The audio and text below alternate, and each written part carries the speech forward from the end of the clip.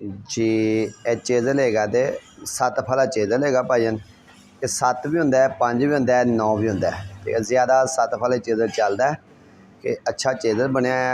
5 इंची का फ्रेम लगा होया है, अच्छा वलैती चैनल लगा होया।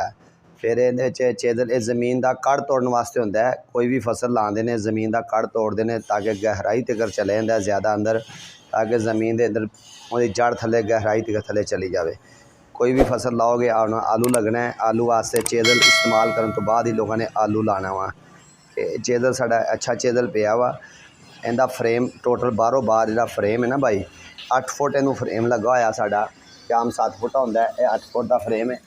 ये देखो भाई कि 8 फुट का इहदा फ्रेम है। टोटल लंबाई 7 फुट जो फ्रेम होंदा है ना भाई वो थोड़ा जिहा डोला मारदा है, 8 फुट के डोला नहीं मारदा। ठीक है, यह जो इस तरह फ्रेम है इनू 5 बाई 5 का लगा है, 5 बाई 5। ठीक है, दोनों तरफों 5 बाई वलैती चैनल है।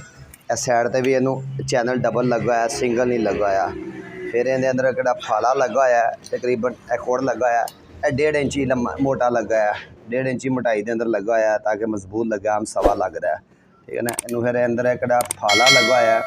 यह फाला भी असी 2.5 इंची चौड़ा लवाया, आम 2 इंची होंगे ताकि 2.5 इंची चौड़ा लाया वा। इस तरह भी तकरीबन इंची नालों ज़्यादा मोटा लगा होया है।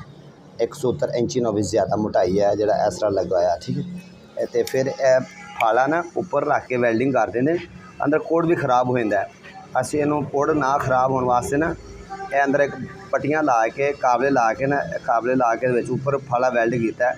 अगर कल फाला खराब हो जाता है साडा थले कोड खराब ना हो, ताकि इहदी सेफ्टी की हुई है। यह चीज़ हैगी भाई ने इहदा सब तो अच्छा साडा चैनल पिया है। अज का मौजूदा जोड़ा रेट है इहदा 1,90,000 रुपये का रेट दे अपना 7 फाले का स्पैशल का। तो जोड़ा साडा 9 फाले होएगा चैनल उनका रेट है 2.5 लाख रुपया। तो जोड़ा साडा चैनल है 5 फाला तो 1,60,000 रुपया उनका रेट होएगा।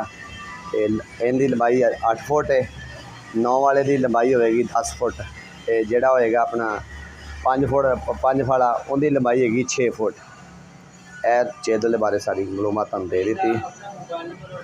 हाँ जी, एड्रैस है साडा नसरुल्ला एग्रो लाहौर रोड उकाड़ा नज़द लारी अड्डा लाहौर रोड उपर। तो मोबाइल नंबर है 0301 73 82 072।